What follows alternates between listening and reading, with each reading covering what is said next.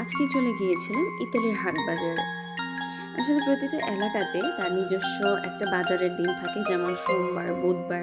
So এই বাজারটা হয় শনিবারে। তো সকাল সকাল ব্রেকফাস্ট করে, আর ব্রেকফাস্ট অবভিয়াসলি আপু বানিয়ে দিয়েছে। অ্যান্ড ব্রেকফাস্টে কমলা, আপেল যেগুলো দেখতেছেন সেগুলোই খাওয়া হয়েছে। নর্মাল আপেল এটা দিয়ে আমরা ব্রেকফাস্ট করেছি। তো আমি ব্রেকফাস্টটা সুন্দর করে বানিয়ে ফেলেছি। সবাইকে সুন্দর করে খাবারটা খেতে দিয়েছি।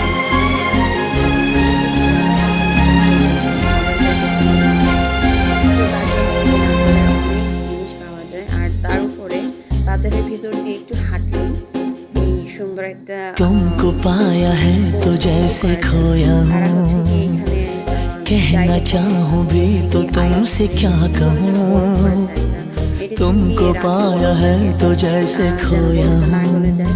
আর এটার উপরে স্কেটিং कहना चाह করতেছে, মানে খুবই ভালো লাগতেছে। বাট এটা অনেক টাফ একটা ম্যাটার।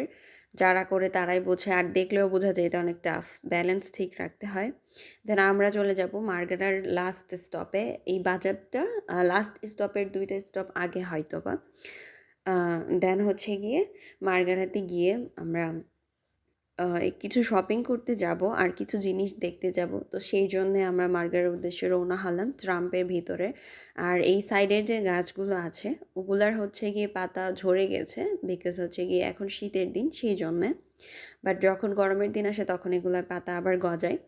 সো দেন আমরা অনেকক্ষণ ঘোরাঘুরি করার পরে, যেহেতু সকালে বের হইছি, তো খাবার খেয়ে নিলাম, দুপুরের খাবার খেয়ে নিলাম। অ্যান্ড খাবারে তো দেখতেই পারতেছেন পুরা মুরগি ছিল, আস্ত একটা মুরগি। অ্যান্ড এটা হচ্ছে গিয়ে ব্রেড ছিল আর সস ছিল।